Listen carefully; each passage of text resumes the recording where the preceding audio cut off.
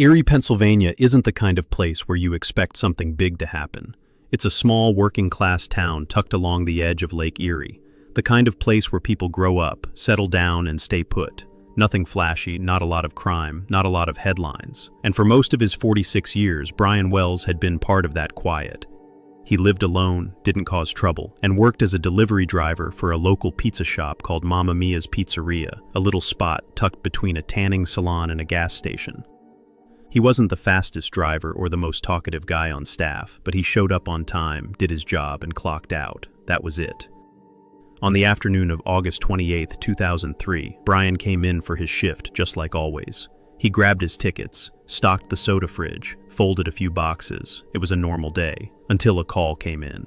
It wasn't the kind of order that raised alarms right away. 2 small pizzas, paid in cash. But the address, that's what was strange. It wasn't a house. It wasn't even in town. The directions led to a dead-end road near a tall TV transmission tower, out past where most people lived.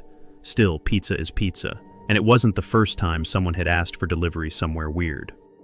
Brian boxed up the pies, slid them into the red warming bag, and headed out to his car, a rusty little Geo Metro he'd been driving for years. He told the manager he had the order and drove off without saying much else. No one knew it at the time, but that would be the last time Brian Wells was ever seen at the shop. About an hour after Brian Wells left the pizza shop, another scene was unfolding just a few miles away, one that, to this day, leaves people unsettled. A man had walked into the PNC Bank on Upper Peach Street. He didn't rush in or raise his voice. He simply stepped through the doors like any other customer, waiting his turn, blending in as if nothing was wrong. When he reached the counter, he handed the teller a note. At first glance, it might have looked like a withdrawal slip, but the moment she read it, everything shifted. The note demanded $250,000 in cash and gave strict instructions. No alarms, no die packs, no one was to follow him. It was direct, detailed, and terrifying. But it wasn't just the words that alarmed her. There was something strange about the way his shirt sat across his chest, stiff, heavy, like something solid was underneath. From the edge of the collar, she could just barely make out a flash of metal. He didn't wait for all the money. He left the bank with just under $9,000 and got into his car parked outside. He didn't seem to be panicked and actually took a lollipop from the counter on his way out. But by the time he left, someone had already called the police. Officers found him a few minutes later in a nearby parking lot, sitting in his car as if nothing had happened. They ordered him to the ground, handcuffed him, and pressed him flat against the pavement. That's when things took a deadly turn. The officers began to back away. They hadn't seen it before, not fully, but now with his shirt open, it was impossible to ignore. There was something locked around the man's neck. It was metal, boxy, and clearly homemade, and it was making noise. A faint beep had started, then another. The pace began to quicken. He looked up at the officers, with fear in his eyes. "I'm not lying," he told them. "It's going to go off." The chirping started soft, a mechanical beep that barely registered at first. It blended into the sounds of police radios, tires crunching over asphalt, and the distant wail of sirens heading their way. But then it started to change. The beeping picked up in speed. It became sharper, more deliberate. And that's when people started to realize it wasn't just noise. It was counting down. Brian Wells was on the ground, handcuffed, his chest rising and falling quickly. He had been cooperative. He hadn't resisted. And now, he lay there with a heavy metal device locked around his neck, a collar with wires, and a square box pressed against his chest. The police had moved back after seeing the device. They weren't bomb techs. They didn't have the tools to deal with this. So they cleared the area and waited, hoping the bomb squad would get there in time. Brian kept looking around, his eyes wide. He wasn't yelling, but his voice cracked when he spoke. "Please," he said, "you've got to help me." No one moved. An officer crouched behind a squad car was radioing updates, asking for an ETA. Another officer peeked out from behind a concrete pillar, watching from a distance. Brian's breathing was quick and uneven. He shifted slightly, straining against the cuffs. "I didn't do anything," he said. "I was just delivering a pizza. They put this on me." The beeping kept going, steady now. There were people gathering at the edge of the scene. Not many, mostly workers from nearby stores and a few onlookers pulled in by the flashing lights. Some stood behind police tape. Some had no idea what they were seeing. Brian looked up again. "Tell my mom." He paused for a second. "Tell her I'm not a bad person." He never got to finish the message to his mother. The device went off. There was no explosion in the way you'd expect, just a loud, violent pop, then stillness. Brian stopped moving. For a second, everything was quiet. The sirens were still approaching in the distance, but they wouldn't arrive in time. Officers stayed back. No one was sure if the device had fully detonated. No one wanted to risk getting closer yet. Eventually, someone crept forward. The device had gone off. Brian was gone. The collar was still locked to his neck. News crews arrived not long after. Photos were taken. Questions were shouted. People wanted to know who this man was, why he robbed a bank, and why he was wearing a bomb. The initial theory seemed straightforward. Brian had been forced into this. Someone made him wear the device and rob the bank under threat of death. But not everything added up, and as investigators started digging into what happened that day, they realized they weren't staring at the end of a crime. They were standing at the beginning of something far more disturbing. In the hours after the explosion, the immediate priority was securing the scene. But once Brian's body had been removed and the device examined by technicians, attention shifted to what he had with him. His beat-up Geo Metro was still parked in the nearby lot, and inside, investigators found something bizarre. On the passenger seat sat a stack of papers, neatly clipped together. Some handwritten, some typed, parts highlighted, steps numbered and organized. The documents detailed a scavenger hunt, but not the fun kind. This one had rules, warnings, a tone that was threatening, and made it clear that the consequences of failing the mission were deadly. The instructions told Brian exactly what to do, where to go, what to pick up, how long he had. It told him not to contact police, not to deviate. It promised that if he followed each step perfectly, he would eventually receive a key or combination to unlock the device around his neck. But the language was strange. It was almost theatrical, referring to him as an agent and the route as a mission. And there were penalties. The papers warned that any attempt to remove or tamper with the device would trigger an immediate detonation. It also said he was under constant surveillance, and if he disobeyed, he would be watched dying. It was quickly clear that this wasn't something Brian made himself. The first task had already been completed. Police retraced his route and found the location, a McDonald's parking lot, tucked behind a signpost. Hidden inside a small metal can was a second note, another set of directions. The next step took them further out, toward a wooded area, following more vague coordinates. But when police arrived, there was nothing there. No clue, no container, no next step. Some believed Brian had taken too long, and whoever was monitoring the hunt had pulled the remaining pieces. Others thought the entire thing had been a ruse, that the scavenger hunt was never meant to be finished, just a way to buy time, a way to distract Brian, to keep him moving and get him to do exactly what they wanted. The pages were unnerving. There were multiple pages of instructions, all with exact phrasing. "Act now. Think later or you will die," one line read. It was filled with strange drawings and diagrams, circles with X's, maps with arrows, even a list of tools Brian was supposed to collect along the way, like specific keys, plastic strips, and color-coded envelopes. This was more than a robbery.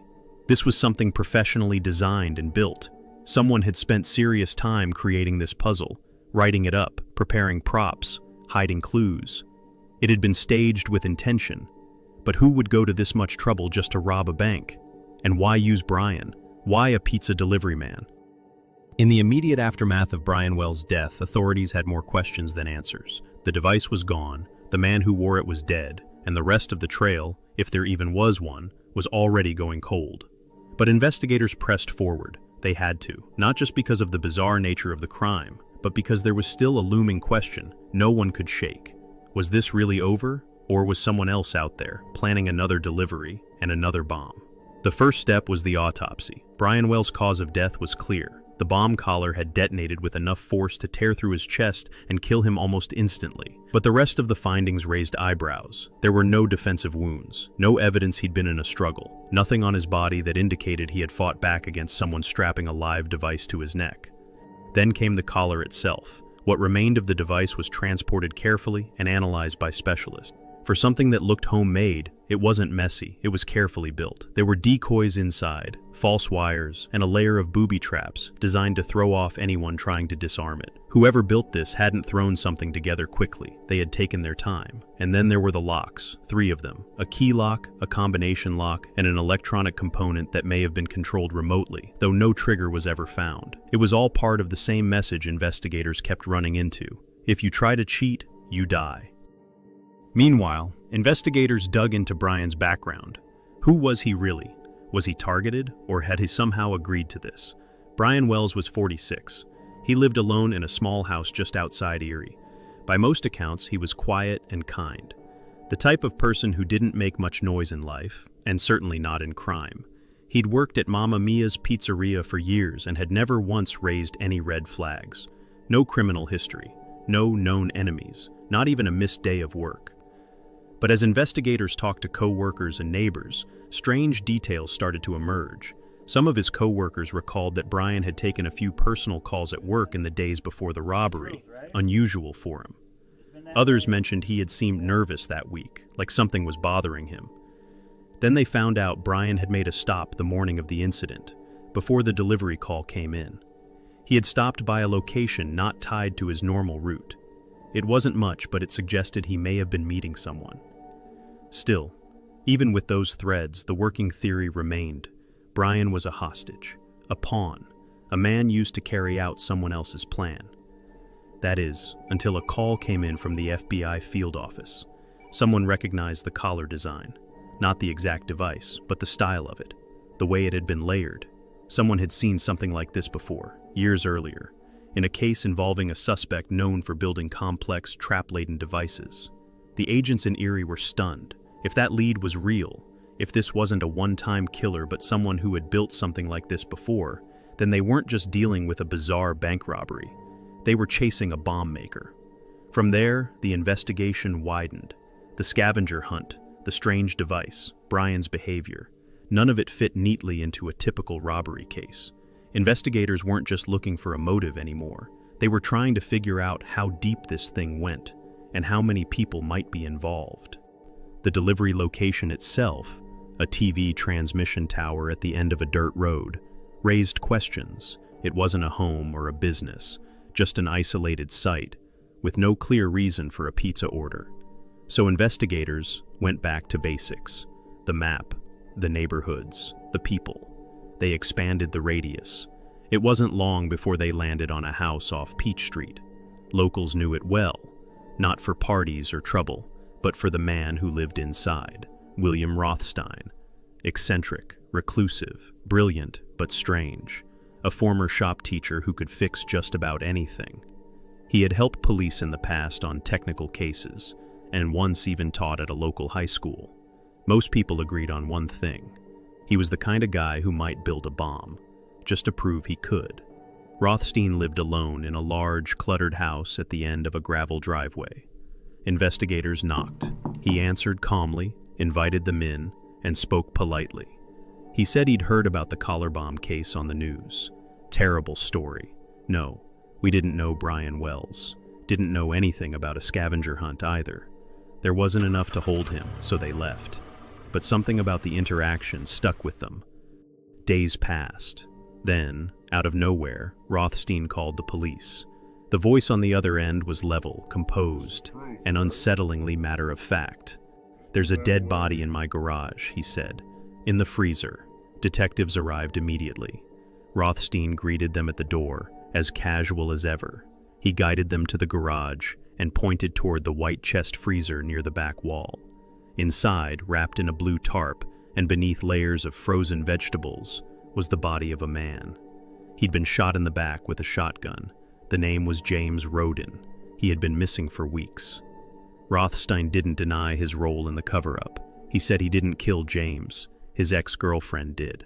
Her name was Marjorie Deal Armstrong. According to Rothstein, she'd come to him in a panic, confessed to the murder, and begged him to help hide the body. He claimed he agreed out of fear. Detectives didn't buy it. They started to look deeper. Rothstein had a workshop in his garage, complete with soldering tools, wiring kits, drills, hinges, and a welding station. Some of the items were consistent with the materials used in the collar device that killed Brian Wells. Not identical, but close. Then came the most disturbing realization. The property where Brian made his unexplained pizza delivery was just down the road from Rothstein's house, and the phone used to make the fake pizza delivery order, a nearby payphone, only a short walk from Rothstein's driveway. The pieces were starting to fit. Meanwhile, detectives turned their focus to the woman Rothstein had named, Marjorie Deal Armstrong. It didn't take long to find records on her. Marjorie was well known to law enforcement. A former straight-A student with an IQ over 140, she had a long history of mental illness and violent behavior. Over the years, several of her partners had died or disappeared under suspicious circumstances. One was ruled self-defense, another had no charges filed. Still, there was a pattern, and it wasn't good. Friends described her as manipulative. Neighbors said she was paranoid, often yelling to herself and accusing people of spying on her. She was smart, but volatile, brilliant, but dangerous. And now she was at the center of 2 deaths, one in a freezer, one with a collar bomb. As the FBI dug into her past, they discovered something else. Marjorie had once mentioned, during a manic episode, that she knew how to rob a bank. She joked about it, they said, even sketched out ideas, but no one took it seriously. Until now. Investigators started pulling threads. James Roden, the man in the freezer, had reportedly known about a plan, one involving a robbery, one Marjorie had talked about executing. Some suspected she killed him to keep him from talking. Rothstein had the workshop, the tools, the knowledge, and he had stored the body. Marjorie had the rage, the erratic behavior, and a motive to keep anyone quiet. Brian Wells, once seen as just an unlucky pizza guy, had lived and worked in the same area as both Rothstein and Marjorie. He had interacted with mutual acquaintances, and he had made a mysterious stop close to their property the day he died. The circle was starting to close. One man dead on the pavement, another in a freezer, and 2 names, Rothstein and Deal Armstrong, now front and center. As the investigation deepened, a darker motive began to surface, one that extended well beyond a bank robbery. Marjorie Deal Armstrong, police learned, had been obsessed with money for years, not just out of greed but desperation. She was in debt, she was mentally unstable, and she believed the only way out was through inheritance, specifically the fortune of her elderly father. She wanted him dead, according to multiple sources close to her. Marjorie had been trying to hire a hitman, but killing someone, even your own father, costs money, and she didn't have any, so the plan started to evolve. She needed cash to finance the murder for hire, a lot of it, fast. Bank robbery was the answer. She turned to someone she trusted, or could manipulate, William Rothstein, an old boyfriend, handy with tools and isolated, and willing to help her hide a body. Investigators believed Rothstein may have helped design or even build the collar bomb. Some suggested he was more than just an accessory. He might have been the one who engineered the whole thing. But it wasn't just Marjorie and Rothstein. There were others, a group of fringe acquaintances, some with criminal records, others just down and out. Police began pulling them in one by one, questioning them, checking records, and following up on every possible lead. Each person told a slightly different story, but nearly all of them agreed on one thing. Brian Wells wasn't a random victim. Some said he knew about the robbery ahead of time, that he'd been offered money to wear the bomb, thinking it was fake. Others claimed he helped deliver supplies, that he'd bragged about having a secret plan to make fast cash. No one could agree on how much he really knew, or when he realized how real it all was. But the group consensus was damning. Brian Wells was involved. Now investigators had a new puzzle. If Brian was in on it, how did he end up dead? And who in this group of erratic, volatile misfits, some genius, some unhinged, had really pulled the strings? At first, Brian Wells looked like a man caught in the middle of something far beyond him. Then, as suspects started talking, He looked like a willing accomplice. But the closer investigators looked, the more complicated it all became. They started re-examining Brian's movements that day. If he was involved, why didn't he run? He had several chances, during the delivery, after the collar was locked on, even while driving to the bank. But he never did. It raised a chilling possibility. Maybe Brian didn't know it was real. Co-workers remembered he hadn't seemed nervous before leaving the shop. He had laughed and joked like it was just another delivery. That behavior didn't match someone who was terrified for his life. The theory started forming. Brian might have thought the collar was fake, a prop, maybe a prank. Maybe he thought the whole thing was a staged robbery, something to scare the bank, get some quick cash, and walk away. If that was true, then someone set him up. The people being pulled in for questioning were starting to fracture. One man said Brian had helped plan the robbery. Another said Brian didn't know about the scavenger hunt, that it had been sprung on him. Someone else claimed Brian begged them to remove the collar when he realized it was real, and that they laughed. One version of the story kept repeating. Brian agreed to wear the device because he was told it wouldn't go off. He was told it was just for show. But once it was locked around his neck, things changed. Investigators turned their attention back to Marjorie. Her behavior during questioning was erratic. One minute she was sobbing and confused. The next, she was angry and defensive. Then she'd casually drop a chilling detail, like it was nothing. Eventually, she admitted she knew about the plan, but she said it wasn't hers. She pointed the finger at Rothstein. He was the real mastermind, she said. He had the tools. He built the device. He controlled the game. But investigators would never get the truth out of Rothstein because he was gone, dead. He'd passed away from cancer just weeks after the explosion. He never faced charges, never gave a full account. And now, he couldn't defend himself. The deeper agents dug, the more it looked like Marjorie and Rothstein had orchestrated a plan so layered, so manipulative, that even the people inside it didn't fully understand it. Brian Wells may have thought he was playing a part in a harmless scheme, something clever, something that would end in cash and a good story. Instead, he ended up on the pavement, seconds away from help, with a live bomb strapped to his neck. It would take years before charges were filed. The case had grown too strange, too tangled. Witnesses contradicted each other, suspects were dying, and Marjorie Deal Armstrong, the woman at the center of it all, was in and out of psychiatric evaluations. But in 2007, 4 years after Brian Wells died with a bomb locked around his neck, the U.S. Attorney's Office formally charged Marjorie with crimes related to the heist. They weren't just calling it a robbery anymore. They were calling it a conspiracy. Alongside her, another man was arrested, Kenneth Barnes. He was a friend of Marjorie's, a retired television repairman and self-described fishing buddy. He told investigators that Marjorie had come to him months before the robbery, asking if he knew anyone who could kill her father. She wanted the inheritance. The bank robbery, Barnes said, was supposed to fund that murder for hire. It was never just about the money. In 2010, Marjorie finally stood trial. Prosecutors painted her as the architect of a plot so twisted, it barely sounded real. She'd orchestrated a bank robbery, used a scavenger hunt as a cover story, and tricked a man into wearing a live bomb, all so she could hire someone to kill her father. Prosecutors argued that the scavenger hunt was part of the deception, a staged set of clues designed to buy time and throw off investigators. It made it seem like Brian was acting alone, as if he had built the device himself and was trying to disarm it after the robbery. But the hunt was never meant to lead anywhere. It was a setup. The ending had already been decided, with a detonation. Her defense team argued otherwise. They said Rothstein was the mastermind, that Marjorie, while unstable, wasn't the one who pulled the strings. They claimed she was manipulated, mentally unwell, not in control of herself or the people around her. But the jury didn't buy it. In November 2010, Marjorie Deal Armstrong was found guilty. She was sentenced to life in prison without the possibility of parole. Kenneth Barnes, in exchange for his cooperation, received a lesser sentence. He openly admitted his role in the plot. He gave names, filled in blanks. But even with his testimony, parts of the story still didn't add up.